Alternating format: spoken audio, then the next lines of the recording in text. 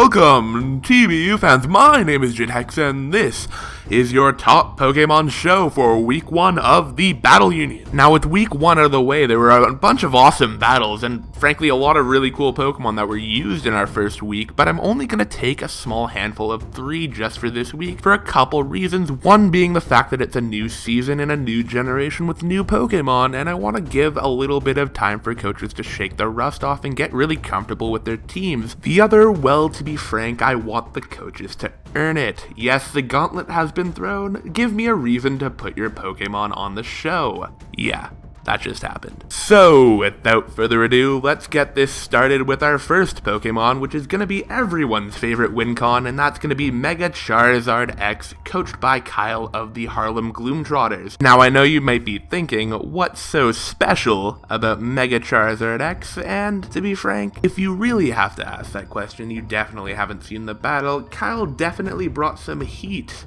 in his first week with the most interesting Mega Charizard X set. He brought Fire Spin, Toxic, Roost, and Hidden Power Water. Now, I know what you're thinking, but this set definitely made a lot of sense versus Dokes. His super bulky draft and the potential to bring a Choice Scarf Ditto on offensive Charizard definitely wasn't the way to go, and Kyle used this set to beautifully demonstrate that you don't need an offensive Charizard to break down some walls. Now, our next Pokemon on the docket is going to be coming from the West Coast Wingulls, coached by Polymac. Now, this could have easily gone to the Hydreigon, who not only managed to get a very important kill on a very threatening Gengar, but he also managed to get a lot of momentum with his U-turns, especially considering that Kelly had a pretty good Hydreigon check in a Tapu Fini.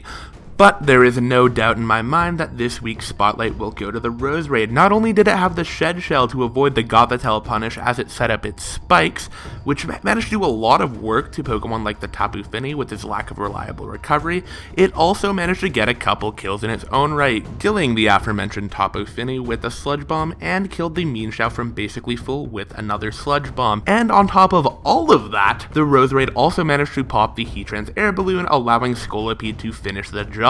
Now that's what I call a job well done. Now, to wrap up this week, we are going to talk about Buzzwole from the Scandinavian Stoutlands, coached by our very own Skyrander. We are going to see this Buzzwole utterly manhandle a huge chunk of Alex's team. After just casually two-shotting a Porygon 2, he is going to stay in on a potential Supersonic Sky Strike from a Dragonite and Ice Punch him down, breaking his multiscale and severely hampering his sweeping capabilities. He later just casually comes in and claims 3 more kills on the Lantern, Cobalion, and Doug trio before getting his comeuppance from that same Dragonite he stared down earlier. Now, I know what you may be thinking, but this roided out mosquito definitely has some balls, and Skyrander has Buzzwole to thank for it. I really should be seeing myself out after that one, so that's gonna be it from me. My name is Hex signing out, and I'll see you next week for the top Pokemon show. Have a nice day, Pokefans.